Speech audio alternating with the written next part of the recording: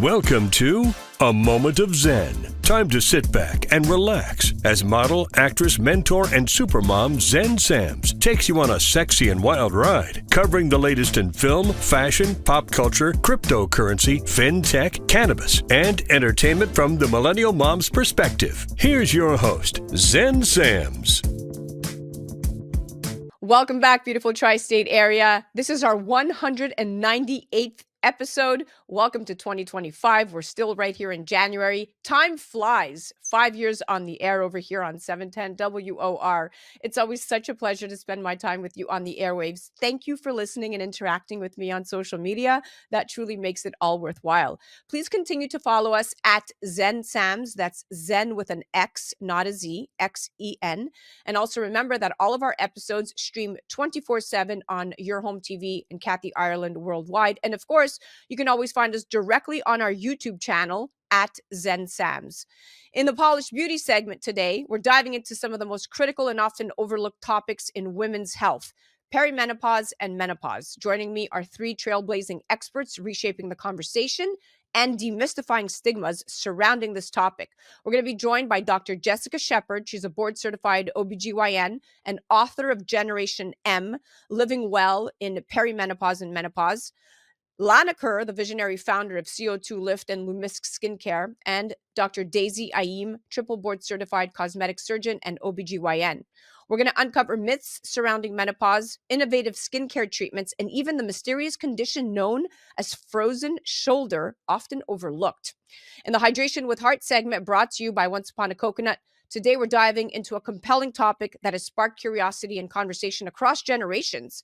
The headliner is Tapping into Past Lives, Exploring Reincarnation and the Soul's Eternal Journey. We're going to be featuring Taylor Perkins, a content creator whose thought-provoking posts on Instagram include hyper-conversational, disruptive topics. In the WOR Unique Business Feature of the month, where we highlight and explore transformative businesses and organizations, I'm excited to highlight Omnia Group Ashland.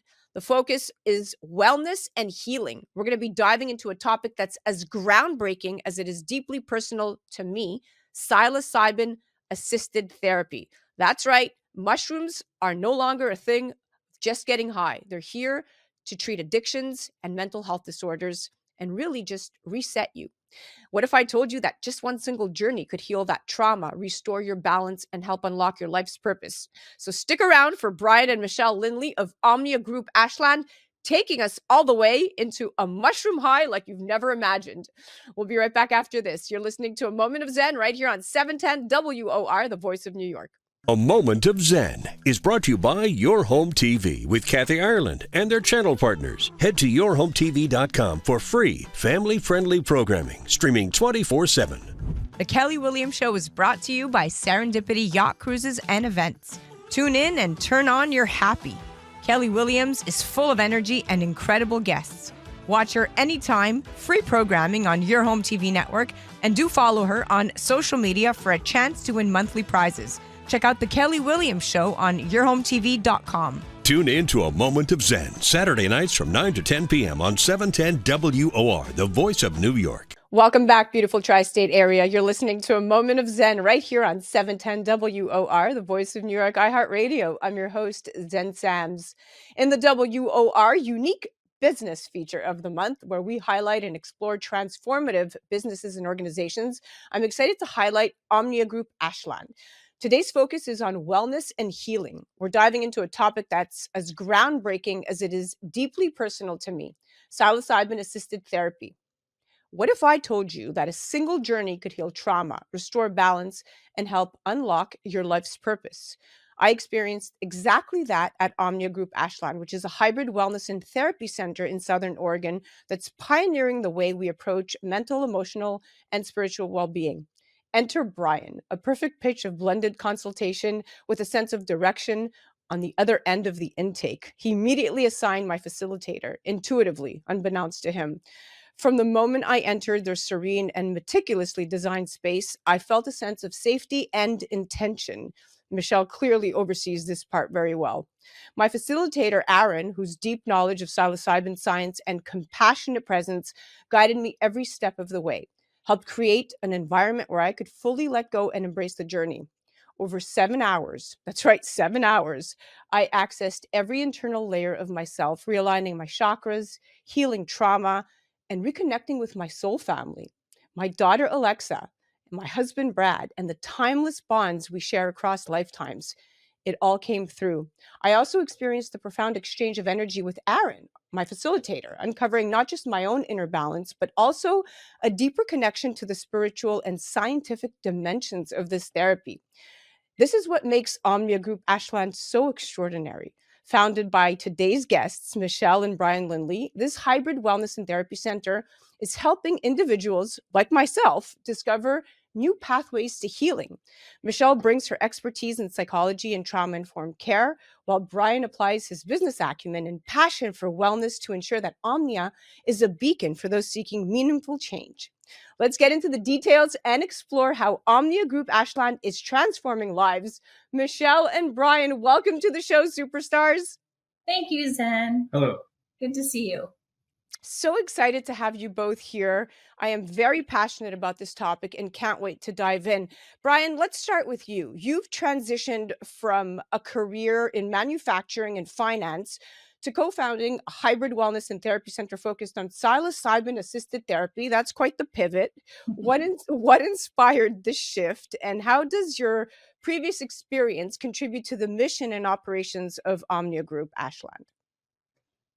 Well, I guess I would start with, I was working a corporate job in big city corporate America and kind of developed my own trauma over a number of years. And you can ask Michelle, I was kind of like a ship passing in the night and had lost connection to myself, and just wanted to move somewhere and create a different lifestyle. And when it came time to address those mental health issues that I had developed, somehow I found psilocybin.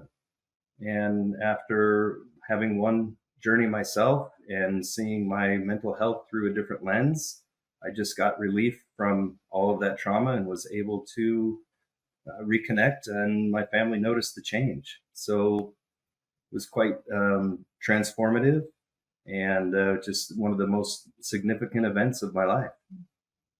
That's such an inspiring journey, and it shows how diverse skills can come together, right, to create something truly impactful, just like you've done. And I know that this therapy is science researched and science almost backed at this point, shy to say of a few probably hiccups that we're going to encounter because nothing is easy with the FDA. But the most important part is that veterans, first responders, people that have lost a loved one. This is right up the alley of healing naturally from within, which brings me to Michelle. Your background in psychology and trauma-informed care gives you such a unique lens in creating safe and supportive environment, which is, for me, one of the most important things. So how does Omnia Group ensure a safe and supportive setting for individuals undergoing psilocybin-assisted therapy, especially considering the diverse needs and backgrounds of each one of your clients? The biggest factor is that we are operating from state guidelines. We have 108 pages of rules. We decided that we wanted to have a group of facilitators who were dedicated to our center so that we could work as a team. We have a fantastic group of facilitators, and we lean on them to continue to work on establishing safety protocols and making sure that we have the type of place where clients can come and feel that sense of safety. In addition, we have wonderful referral doctors that we can reach out to if we have situations that are potentially complex. We're always very careful about making sure that we screen people carefully, and that if we are bringing clients in, that we're doing that in a manner that is going to be safe for them. And then in addition to that, spending time with preparation, preparing for the journey itself, and then also on the other side, working on the integration of the psilocybin experience. That's a huge factor in the success of a psilocybin journey. So spending time in preparation and making sure that our facilitators are working with clients and establishing that authentic relationship with them, that trusting, caring relationship, so that when clients are coming to the service center, They have that sense of being held by their facilitator. They've done a lot of work to figure out how they're going to navigate down into their internal world safely and effectively. And then in addition to that, we've worked very hard to make our wellness center be a place of serenity and calm. One of the things that we do that helps to ensure safety and feeling secure is have clients come the day before their journey, and they come into the service center and they meet all of us face to face. Brian and I are there at this point every day, all the time. The whole thing is very well thought out. I personally can vouch and attest to everything that you said. I spent a considerable amount of time with Aaron, upwards of 10 to 12 hours prior to even meeting him in person. It was done all over Zoom, which was extremely accommodating, sometimes on the weekends, sometimes at odd hours. And it was, you're right, building that connection and that trust so that you could rely on your facilitator on the day of. Now, it's incredible to hear how much, now that you put it into perspective, how much care and thought you have put into the environment, and safety and comfort are truly essential when navigating such transformative experiences. I'm going to pivot to you, Brian. I want to be mindful of the time. One of the most compelling aspects of psilocybin therapy is that it's plant-based, non-addictive, and offers an alternative to big pharma. Studies like those from Johns Hopkins Medicine show that a single dose of psilocybin can significantly reduce depression symptoms for up to 1 year. How does Omnia Group Ashland approach the balance between offering these alternative therapies and ensuring they complement or enhance existing mental health treatments? It's a really great question, because we take the health and wellness aspect of plant medicines very seriously. So when someone has, for example, some high trauma or complex case, we make sure they have a support system at home. We don't want someone to just come in and have a psilocybin experience and then send them home and hope they do okay. They need to have the support system in place so that after such a significant experience, they can have continuing integration moving forward. Integration is extremely important because that's how we create those positive mental habits moving forward. I kind of say it's like going to the gym. If you don't go to the gym, you're not going to be in shape. If you don't, after a psilocybin session, continue to work on those good mental health habits, well, don't expect anything to change. So we start to kind of install those things in preparation and during ceremony and in integration, where people learn new techniques on how to improve their mental health, and that improves their life overall. That integrative approach right there is so important. And it's exciting to see how alternative and traditional treatments can actually work together for holistic healing.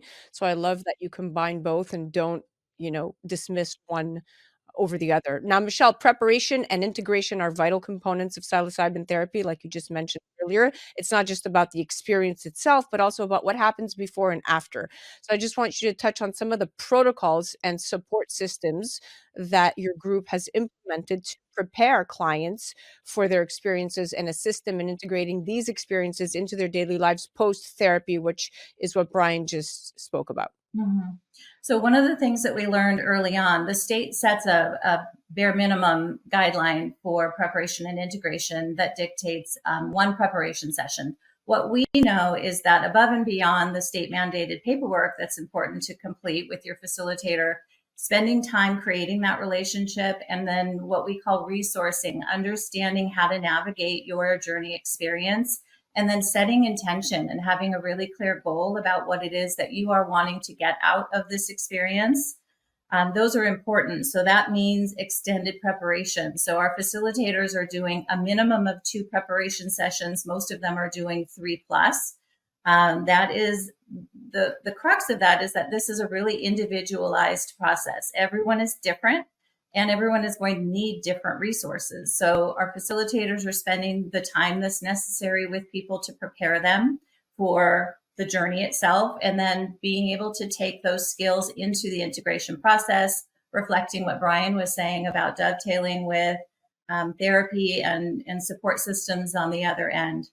So, Brian, psilocybin therapy gains traction. Public education is becoming increasingly important, right? There's still so much stigma and misinformation out there. How does your group engage with the community to educate and to inform potential clients about the benefits and the realities of psilocybin assisted therapy? A very low percentage of people know that this is available. So getting the word out is very important, and how you get that word out, the information that you're providing, is also important, that people know that you're doing this the right way. We've teamed with a lot of community partners in the very short time, 16 months that we've been open. So like Heroic Hearts, different veterans group, palliative care, end of life. We've even worked with professional athletes with traumatic brain injury. We had a UN climate group come in. There was it was climate fatigue, and they were really just stuck in a place where, they've been working on this climate change issues for so long that they feel like their creativity has come to an end. And Right. when the UN climate group came in, they had a beautiful ceremony, and they all published papers about the new realizations, the creativity that was unlocked with just one psilocybin session. That's beautiful. And there you have it, right? Community and education is critical. And especially when you're educating your community, you're not just transforming individuals, but you're changing how society views mental health and wellness. And that's what this is truly all about. Now, Yeah. Michelle, the relationship between facilitators and clients plays such a pivotal role in psilocybin therapy. And facilitators like Aaron, whom I had the privilege of working with, bring truly such depth and presence to the experience. How does Omnia Group Ashland train and select facilitators to ensure that they can effectively support clients through these very, very profound journeys? Well, first of all facilitators are licensed. They're required to go through a training program and get a state license. In addition to that, because we work as a team, we are constantly having meetings and developing those best practices again. The facilitators that we look for, and it took us a while to learn about like what makes a good facilitator. You can know the rules, but you also need to be able to have that authentic connection with someone. You need to be able to establish a trust and a rapport with your facilitator in order to be able to maximize the benefits of your journey. If you don't have that rapport and that trust with your facilitator, you're not going to be able to go as deep. So bringing in people who not only know the rules and have rich, deep experience in supporting people with trauma and depression and anxiety, and supporting abuse survivors, and just an array of experience that they have. They're deeply experienced people, but all of them are just experts at creating that trusting relationship with a client that really helps them to dive deeply into their experience.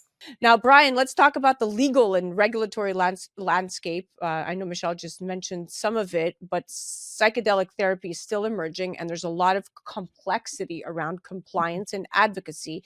How does your facility navigate these challenges, but still advocate for broader acceptance of psilocybin therapy?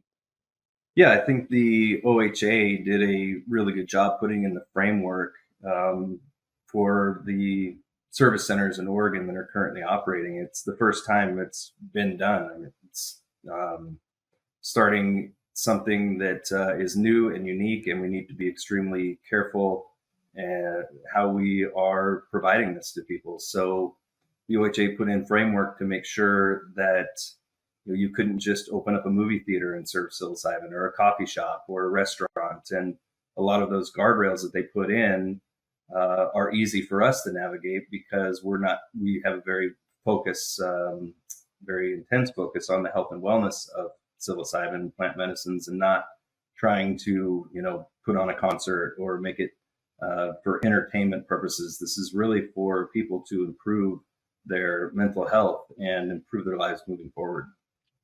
Well said. And it's important, and more importantly, inspiring for me to really point out that you're balancing compliance with advocacy, but also at the same time, what you and Michelle are doing is paving the way for a future where these therapies can be more widely accepted and accessible. So kudos to you. Now, Michelle, reflecting on the clients you've worked with, and I know that now you're a facilitator yourself, congratulations. Can you share any insights or common themes, perhaps, regarding the transformative effects of psilocybin therapy, particularly in fostering connections within oneself and maybe even the broader community? Mhm.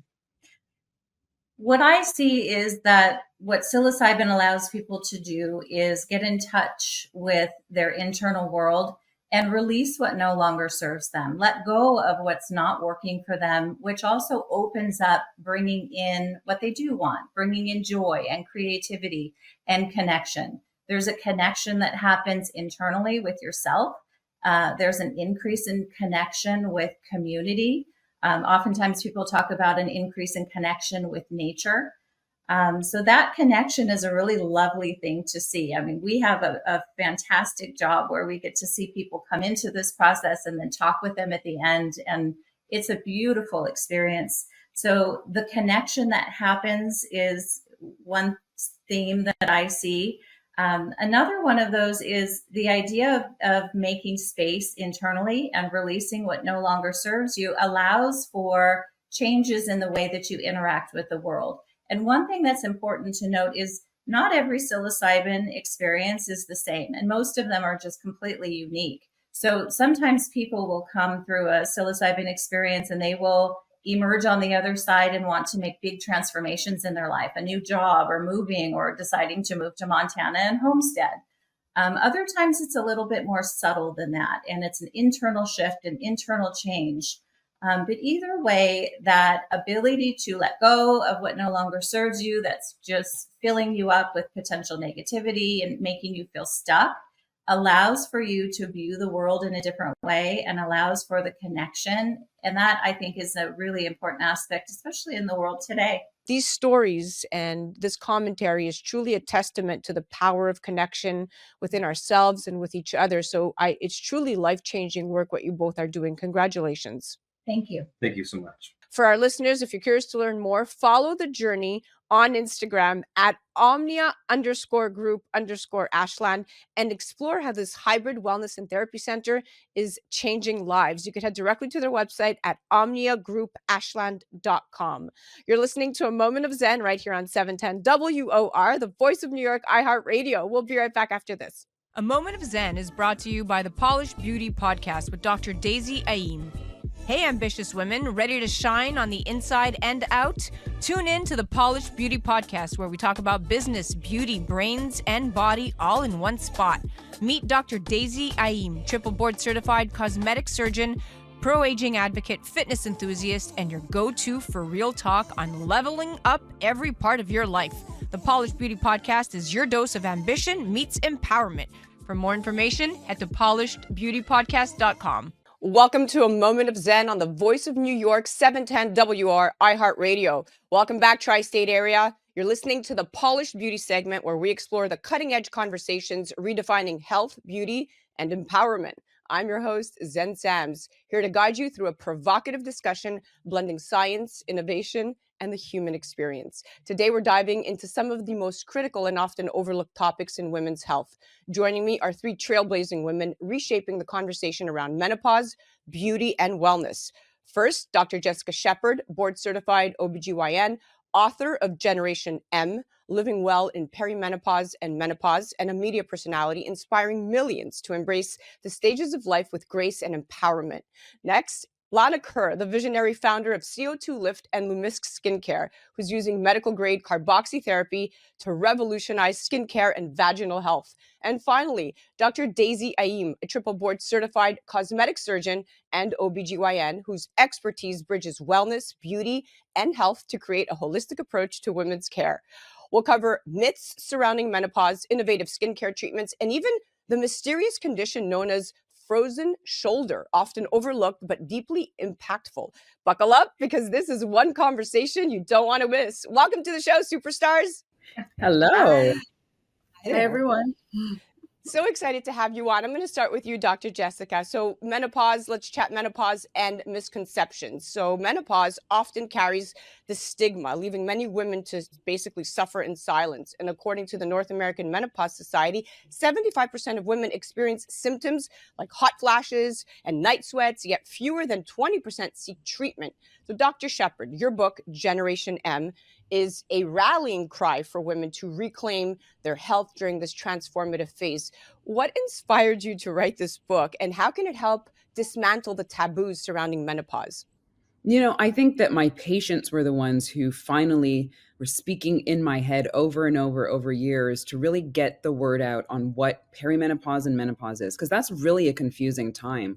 And even though you mentioned the symptoms of hot flashes and night sweats, which are typically the most common, there are so many other symptoms. And I found that women were really trying to put the pieces of the puzzle together, and they really couldn't, or they would go to another doctor and they were kind of dismissed or not heard. So I really wanted to bring a really easy read for patients to be able to read, get some insight, but realize that menopause is not just about the pelvis and ovaries and estrogen. It's a whole body experience and transformation. And so once you realize really the impact on your entire body and mind, I think that people have an easier time going through that transition. And that's what I want them to do, because this is going to be that new chapter of your life. So I want them to be overjoyed about it rather than dreading that new chapter.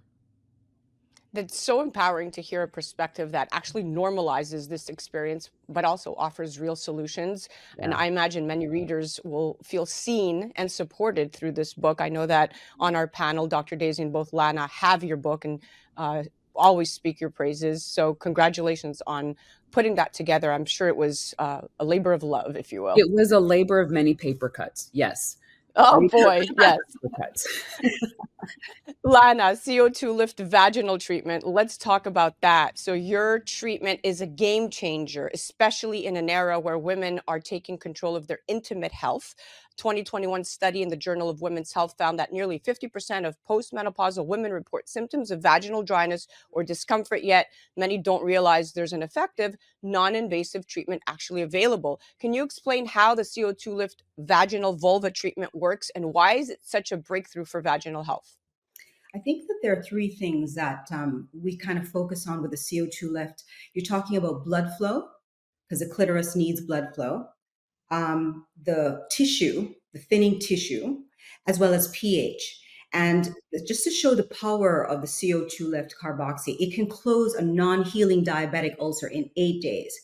And you think about a diabetic, what are the issues? Circulation, so blood flow, and then regeneration of tissue. So CO2 lift mix it together, creates CO2 gas, which tricks the body into like pushing oxygen-rich blood to the area. So it's going to address those things for a woman in a painless way, immediate, and from the privacy of their homes. Well, it's incredible how science is catching up to meet the needs of women in such a personal and impactful way. And I can see that this has become a must-have treatment for women at any stage of their life. And Lana, you have done something very proprietary, and I love that you used your own perimenopausal and menopausal experience to cater and craft this for women out there. You're doing a real service because your product is simple and very effective. And I love that it's clinically researched and clinically verified. Now I'm going to pivot to Dr. Daisy. We're going to talk about myths of perimenopause. So Dr. Daisy, as someone who bridges that gap between cosmetic surgery and OBGYN care, you have a quite unique vantage point on the misconceptions women face during perimenopause. One of the biggest myths is that this phase is purely hormonal, when it also impacts mental health, sleep, and even relationships. So what are the most common myths you've encountered, and how do you help your patients navigate this complex journey? Yeah, the most common myth is that perimenopause happens in your early 50s. As we know, it can start as your late 30s and early 40s. Myth number two, the most common symptom is hot flashes. While hot flashes everywhere, actually the other symptoms are more prevalent, as we've already mentioned, Dr. Jessica mentioned. Sleep disturbance is a big one. Irregular period is actually the most common one, because that's what signifies that you're in perimenopause. Mood changes, brain fog, that also happen. Another myth is that hormonal therapy is unsafe. While education is needed on that, it's not unsafe. It can be very beneficial to the patient. So consulting your physician or your gynecologist or healthcare provider to really navigate that space with you is very important. Another myth is that in perimenopause, fertility is gone. Well, it's not completely gone. It might be slower than before, but it doesn't completely disappear. So pregnancy can still happen. So it's not as common as in your 20s, but you still can. Those are some of the common myths that I've seen here in my practice. And the way I go about approaching to my patient is really just listen to her story and help her navigate that path so that she doesn't feel like this is just unusual. It's very common. A lot of women are experiencing it and they're not really talking about it except now, which I really like that a lot. Wow, your insights really remind me that perimenopause isn't just a physical change. It's truly what you just said, a deeply emotional and personal experience. And breaking these myths definitely makes all the difference.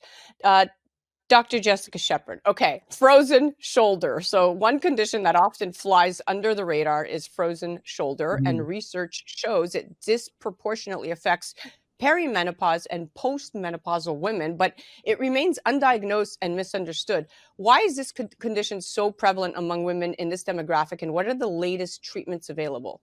Yeah, I love that you bring this up because this only signifies how much this perimenopause menopause transition impacts the rest of the body. So when we think of frozen shoulder, the funny thing is, I've heard so many patients over the years who have had this issue. And then when they go to their doctor, they're usually sent to an ortho. And, sometimes they're not getting diagnosed with that specifically. But frozen shoulder really is when you have like this adhesive type of capsule that forms around, the head of the biggest bone in the arm is the humerus.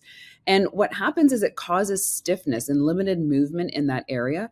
But guess what? A lot of that has to do with the decline in estrogen, which is such a rich hormone in the sense that it brings blood flow to that area. And so when you have a decrease in estrogen, that's going to lead to a decrease in some of this blood flow and some of the lubrication in the joint. And therefore you start to build like this capsule, which then freezes it and you're not able to move and have that range of motion.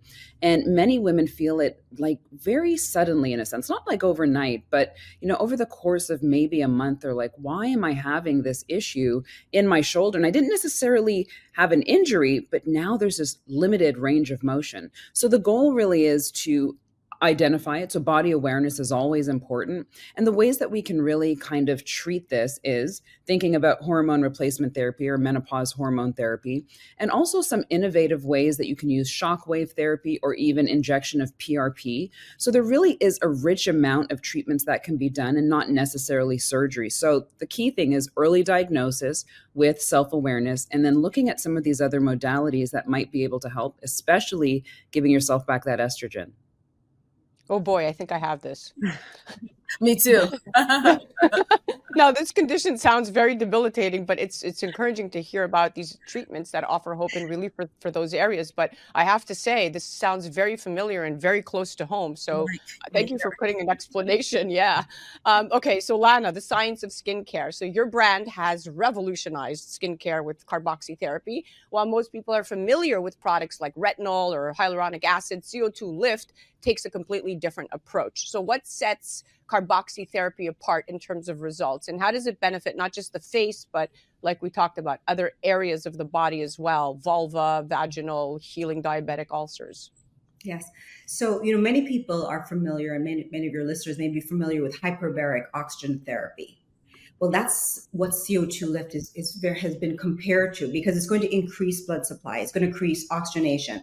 But I think what sets CO2 Lift apart is the fact, like, unlike hyperbaric, you can do it in the privacy of your home, but it's really putting your body in a position to start healing itself.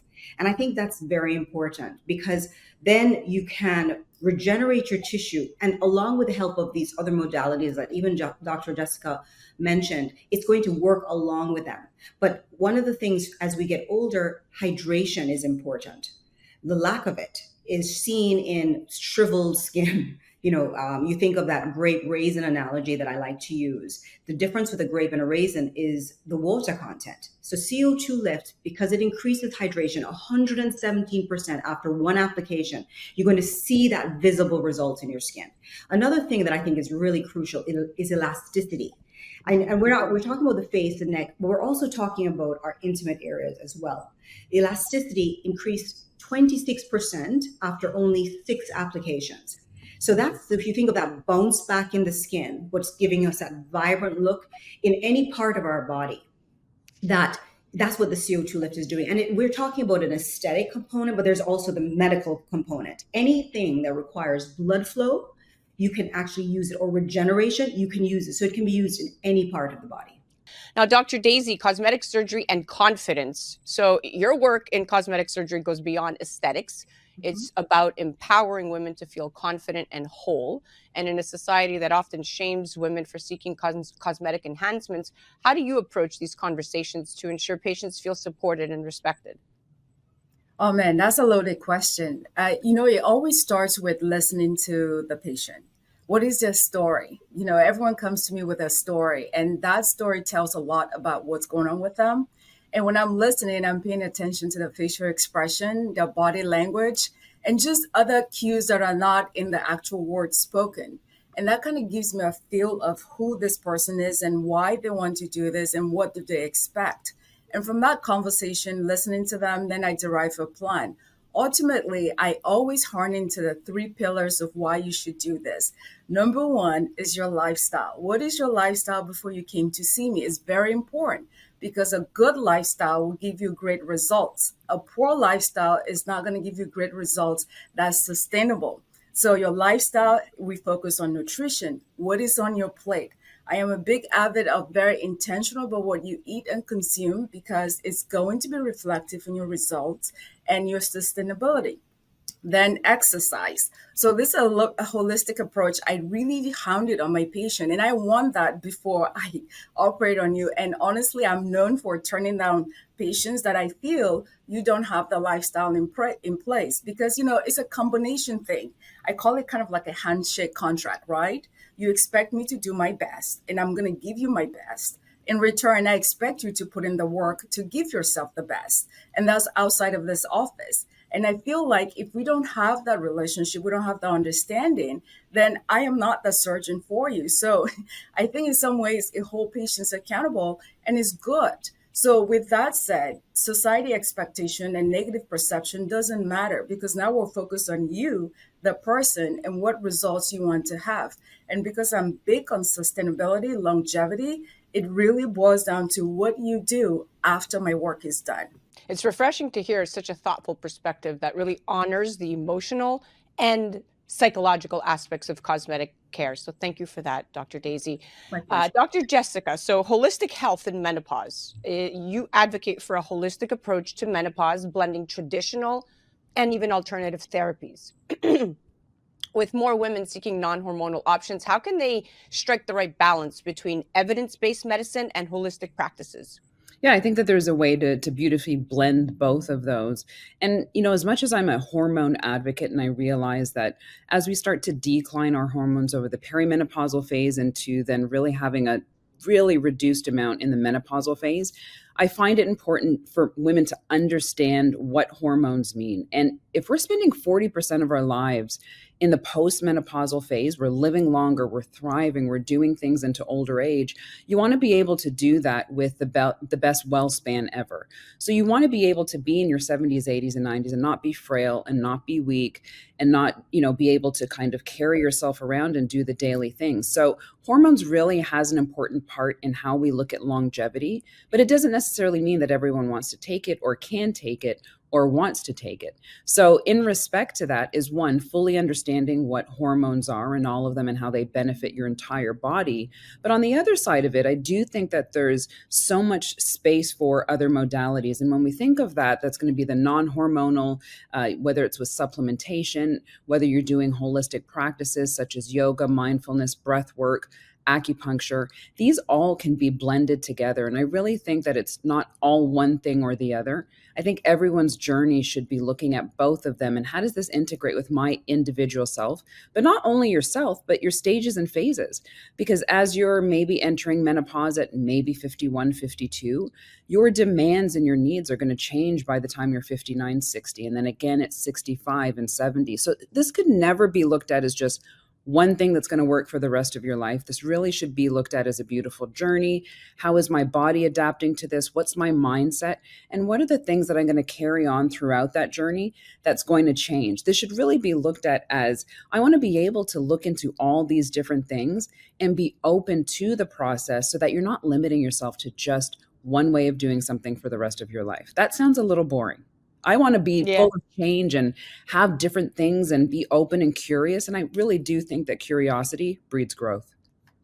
Wow, that's great advice. It's a reminder that every woman's journey is unique, and having access to diverse options is key to making informed choices. And having access to providers like yourself makes all the difference. I know that you're rallying on social media and educating women one day at a time, and it doesn't go unnoticed.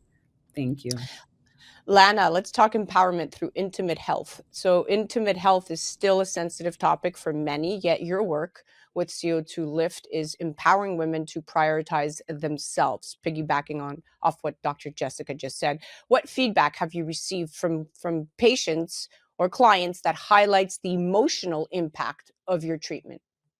Well, first of all, I like the fact that, typically women think of self-care as just face and neck. The CO2 Lift, what we do is we bring our intimate life or intimate health into our self-care. I'm feeling stressed. Let me put on a vulvovaginal mask. That's the kind of direction we want to lead women into. And the results of that are just been some great stories. I mean, you're thinking about first of all, taking care of this area puts it top of mind for women. Making them think that, anticipating that it's going to feel good. And we're talking about, sex and intercourse and making love. They're expecting it to feel good. They're expecting to get all the feels from this area of the body by taking care of it. And what we have done, and the feedback is, we're bringing back really a lot of relationships that were on the downtrend because of just lack of sexual intimacy, because it just didn't feel good for her. So now with this CO2 Lift V in particular, we're talking about, they're getting back into that area of their life and really initiating these type of acts with their partner. And it's really helping a lot of relationships. We're also, just in terms of that, even with younger women, I know we're focused on more and we're talking menopausal, but as Dr. Daisy said, this starts from in our 30s. But many women, even in their 30s, are just having babies. We've had some great results, even for women trying to conceive, and the benefit of taking care of this area of our body for them. So we have just stories upon stories of just feel good stories from women who have been using this, and I'm really, really proud to be a part of this. Wow, you are a pioneer in female sexual wellness. I love it. And it's clear that this is about more than just physical results. It's about helping women reclaim their confidence and sense of self, which is so empowering. I love what you're doing, Lana. Well, that wraps up this enlightening conversation and Menopause Panel on women's health and wellness. I thank you all so much for coming on. Dr. Jessica Shepard, your book, Generation M, without a doubt is a must read for every woman. I thank you for being here. Thank you. Dr. Daisy, thank you so much for all your work. Your work bridges beauty, your work bridges health and empowerment. Definitely continue listening to her Polished Beauty podcast and check her out on the gram. And Lana, you know how I feel about you. I love your products. I use them. You are so innovative and such a boss. Thank you. Thank you. Thank you. Thank you, ladies. Thank you so much, Dr. Daisy, Dr. Jessica. To check out Jessica Shepard, you could head directly to jessicashepardmd.com or check her out on the gram. That's where I follow her. She's very insightful at Jessica Shepard MD. Check out Lana Kerr at co2lift.com, or you could check her out at the Lana Kerr personally or at CO2Lift, the same handle. And of course, Dr. Daisy Ayim, drdaisyayim.com or at the Polished Beauty Podcast. We'll be right back after this. A Moment of Zen is brought to you by the Polished Beauty Podcast with Dr. Daisy Ayim. Hey, ambitious women, ready to shine on the inside and out? Tune in to the Polished Beauty Podcast, where we talk about business, beauty, brains, and body all in one spot.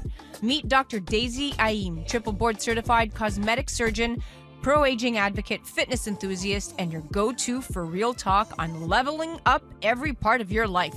The Polished Beauty Podcast is your dose of ambition meets empowerment.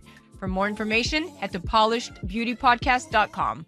A Moment of Zen is brought to you by CO2 Lift. As we age, our skin loses moisture and elasticity, causing wrinkled skin. You can reverse this aging process with CO2 Lift. CO2 Lift utilizes the powerful benefits of carbon dioxide to lift, tighten, and regenerate your skin. This simple, painless at-home carboxytherapy treatment is scientifically proven to reverse the aging process. You will see reduction in wrinkles, increase in luminosity, and improve pigmentation, sagging, skin tone, and radiance. For more information or to order CO2 Lift, ask your skincare professional or go to co2lift.com. Are you looking for the ultimate winter escape that's close to home and packed with fun? Let me tell you about my recent experience at Campgaw Mountain, the perfect spot for snow tubing and winter thrills right here in Bergen County, New Jersey. Last weekend, I celebrated my daughter's 9th birthday there with 12 of her friends, and let me tell you, it was an absolute blast. From the moment we arrived, the team at Campgaw Mountain went above and beyond to make sure everything was perfect. They were incredibly accommodating and super communicative, which, let's face it, is a must when you're wrangling a group of excited kids.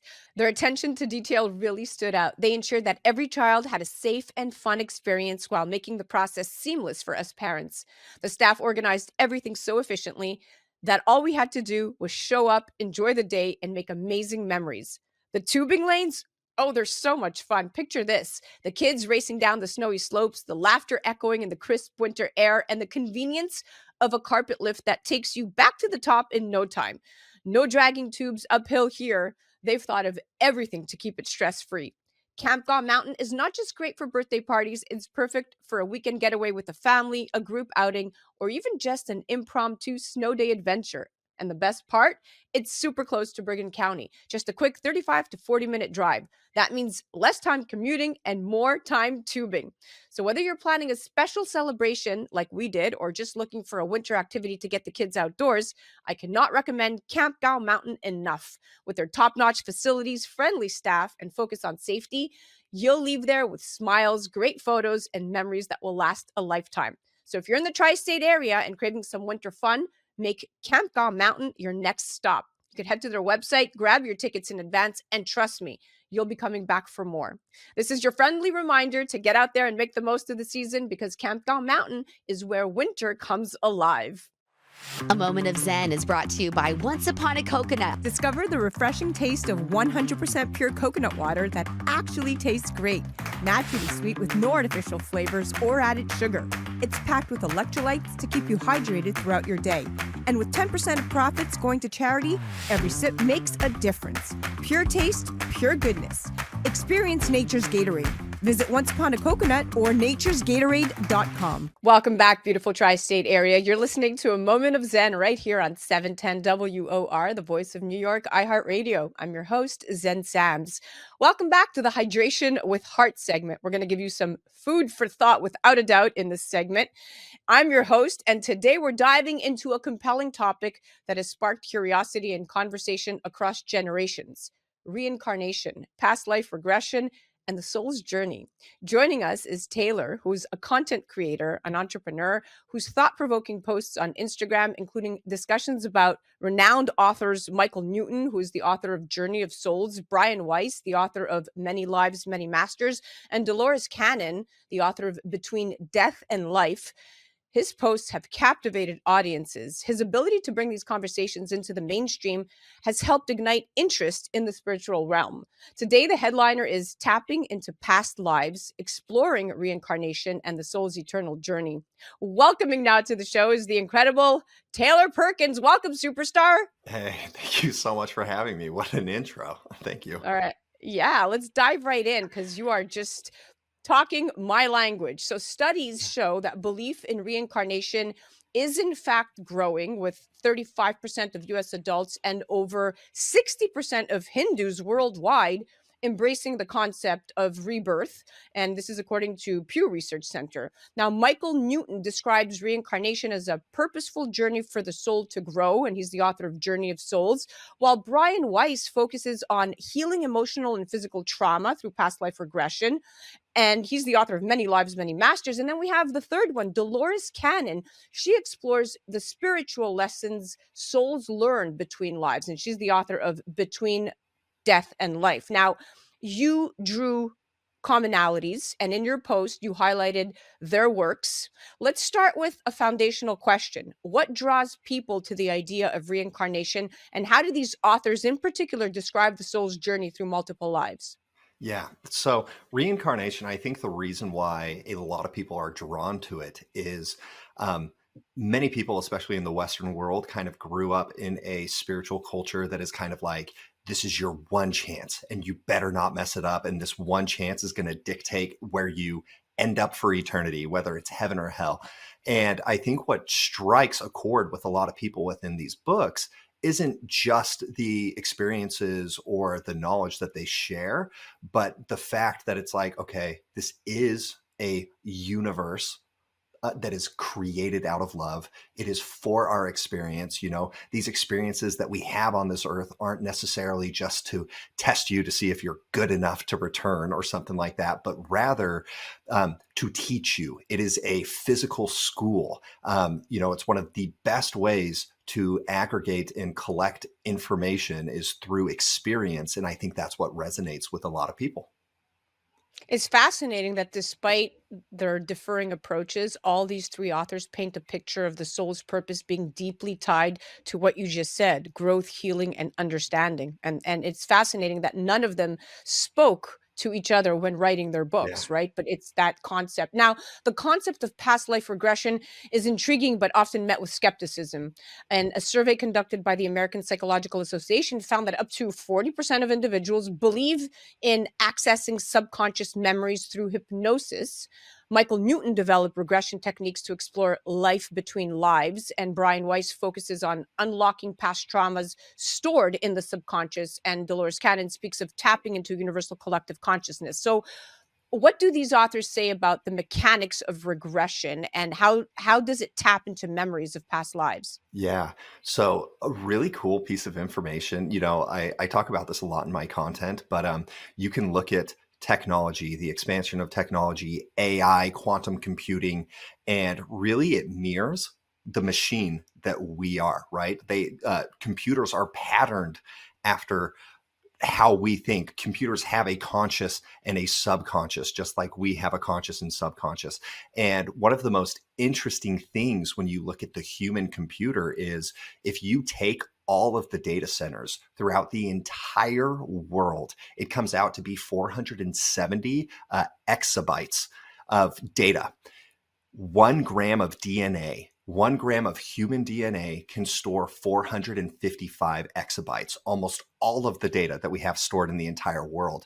And so if you look at like cellular memory and just this information that is literally encoded into your cells, into your body, and you look at the massive storage potential, what I believe past life regression, using hypnosis, these different tools, it's purely to access the subconscious where all of this data is stored. Now, there's a lot of people who make the argument that a past life regression is actually just remembering your ancestral memories and pulling information that has to do with you or could build you up.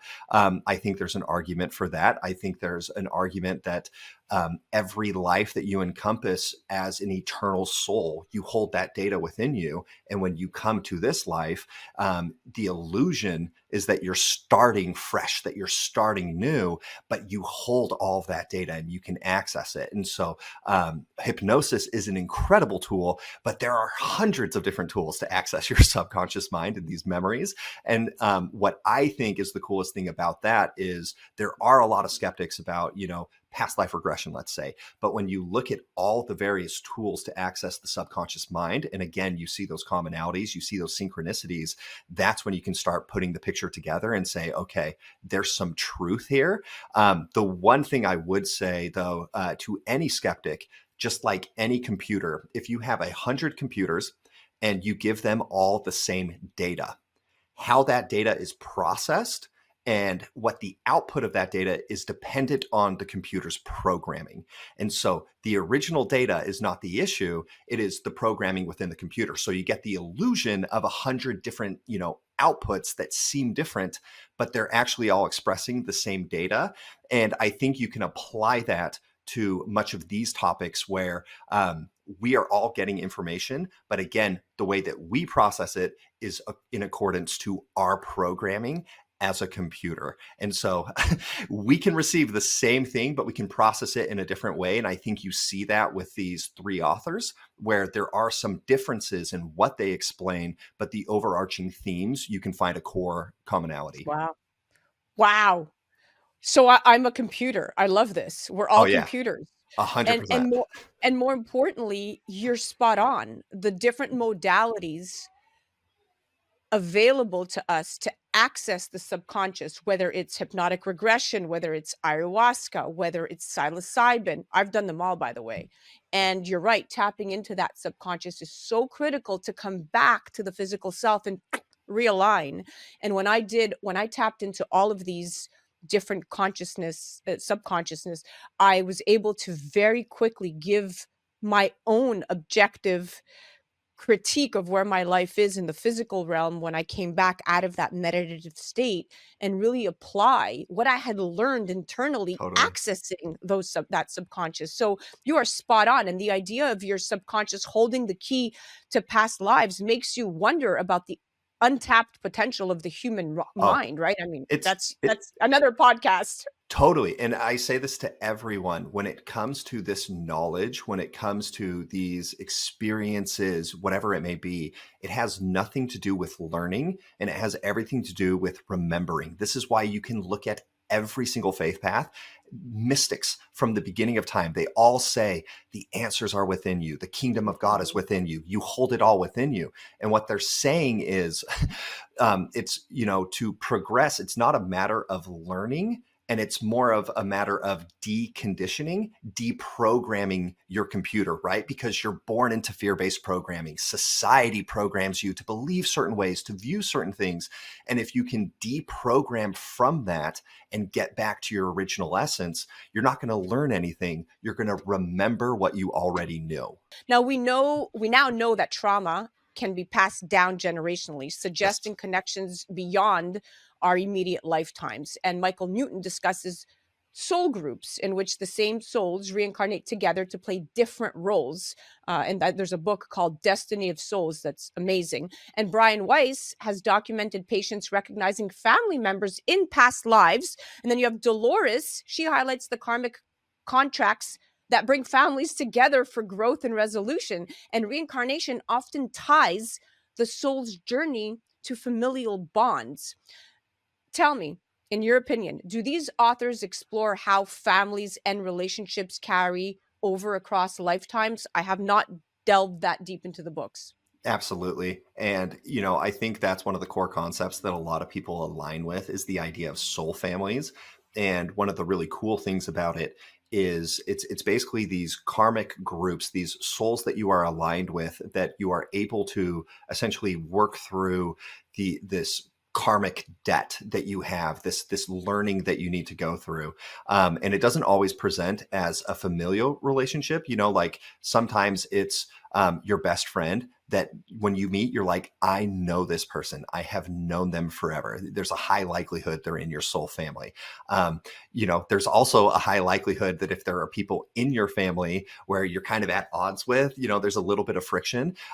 There's probably a karmic relationship from a past life that you are working through. And what these books explain is a lot of times, someone that you have a big karmic, problem that you need to work through, they'll send you almost as family members, because there is a bond in the physical realm when it comes to family, right? There are people that are born to narcissistic parents, but they still love that parent even though they hurt them. And that comes from, okay, there's some karma that needs to be worked out. Let's see if you're a mom and daughter, if you guys will be able to work that out together and overcome or learn these lessons that you're meant to learn. But soul families are a super fascinating topic, and I 100% am on board with it. Yeah, I mean, I couldn't agree more. The idea that our relationships transcend lifetimes is not only both comforting, but very profound. And it suggests we're deeply connected to those we love, even beyond this existence. Mm-hmm. Now, the International Journal of Clinical and Experimental Hypnosis revealed that regression therapy can alleviate symptoms of anxiety and PTSD. And we have authors like Brian Weiss. He famously documents the healing of his patients through regression in many lives, many masters. And Michael Newton describes the catharsis of understanding the soul's purpose. And then we have Dolores Cannon. Again, she notes that regression can resolve longstanding fears or habits rooted in past experiences. Many believe that understanding past lives can lead to healing in the present moment. What do these authors say about the therapeutic benefits of accessing past lives? Yeah. So, one of the most interesting things is your physical body truly is a mirror to your spiritual body. And so a lot of times, there's some very famous books about, the body keeps score, or how a spiritual issue or a conscious issue will present itself as like a physical problem. And I think a lot of times people with a physical problem or with a fear that they feel is unrooted, that they don't know what the source is. It's not that they don't know what the source is. It's that they haven't accessed that source, because again, most of our memories within the subconscious mind are hidden to the conscious mind. We don't remember them. They're not all up here. It's way too much data for all of us to remember. We'd be living in chaos. And so I think what they tap into, whether it's generational trauma, or whether it truly is a trauma that you're bringing with you from a past life, or even just your subconscious mind is trying to highlight a problem that you have, anything that accesses the subconscious, like you were saying, psychedelics, breath work, meditation, all of these different things that you can do to go into the subconscious, you can sit with those shadows and see what is the problem, learn, listen to the shadow, and then you know how to address it. And it's fascinating in the book just to hear people's experiences where, there's like extreme fears of drowning or something like that. And then they get a past life regression and find out that they had a traumatic death in a past life where they did drown, and they're still carrying with them that fear of water. And so, they were able to address it, realize what the source is, and then overcome it. And so, the subconscious, again, everything is within you. It holds all the answers. The trick is to access it and listen to it with unconditional love. Yeah. I mean, yeah, everything you're saying really resonates and aligns with all of the belief systems that I know to be true within me. And it's funny because when you look at many individuals and you read the research who've had near-death experiences, they describe vivid interactions with spiritual realms. And one of the books I did read is Michael Newton's Journey of Souls. He details souls meeting spirit guides and planning their next lives, right? And Dolores speaks of what she called the library of knowledge, where souls review their past actions. It's fascinating. And these concepts really feel very comfortable to me. But it's interesting that, how would you describe this transitional phase of the soul's journey? Man, that's such a good question. Again, I think it's one of those things where in the physical form, we process the data. I have had very many mystical, very cool experiences, and then translating it under the confinement of like language is sometimes very hard. But I would say I'm very aligned with what they say, where there is a planning that goes into this. That does not mean that everything is predetermined, but it does mean that you, in that state of consciousness, understand the various paths that your life could take, the good, the bad, that is existing as a potentiality, and you sign up for it to come down. And I just think having the mindset of this physical realm is a gift. Your life is a gift. You have everything that you need to be happy right now. And truly, it's funny, as you review all of those books, everybody's past life regressions, when they get into that area, that space between lives, all of the reviews always have to do with, I should have loved myself more. I should have been happy with what I had. Like I was so distracted. And I think those are the most powerful lessons, is to not get distracted by what's going to come after death, but realize what a gift it is to be alive and make the most of every moment. Beautifully said. And the idea of a space where souls reflect and plan their next life feels both mystical and purposeful, right? It challenges to Absolutely. consider, it really challenges us to consider the choices we make in this lifetime. Now, the last but not least for now, because we were running out of time and I could go on and on with you for another hour, but synchronicity often points to larger patterns in the universe. Carl Jung described it as meaningful coincidences that reveal a deeper order. And the fact that Newton, Weiss, and Cannon independently all described similar spiritual realms suggests there might be universal truths about the soul's journey. So, lastly, Taylor, your post does mention the synchronicity and how these authors independently came to similar conclusions about reincarnation. What does this tell us about the universality of their findings and the collective human experience?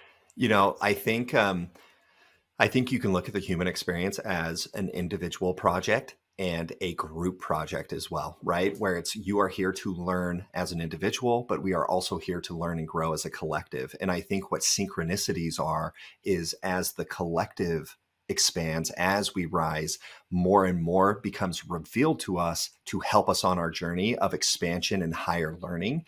And, you know, I just think synchronicities are a little wink from the universe. It's really interesting because there's many content creators who are very focused on shining a light, raising the human collective, empowering people to reach their highest authentic vibration, which I would say is, you know, kind of my purpose.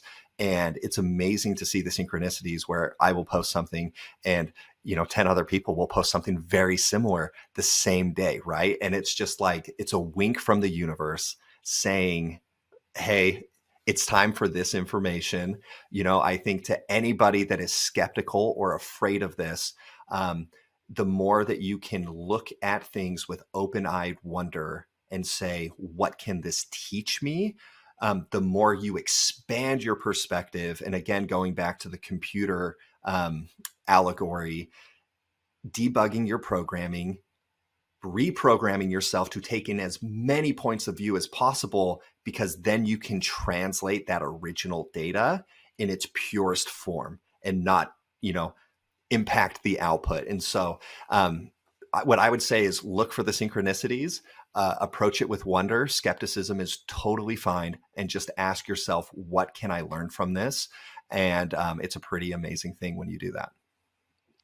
The synchronicity between their findings really does challenge us to think about the collective human experience and the unforeseen forces shaping our understanding of life. And what you just said is extremely, extremely powerful and meaningful as a content creator for you to be able to interpret these very, very complex ideologies and to translate them into plain Instagram English. That's no easy feat, my friend. So congratulations for all the work you're doing and decoding what's in those books to help people who are not as in tuned as you are really have other options to think about when it comes to why we're really here.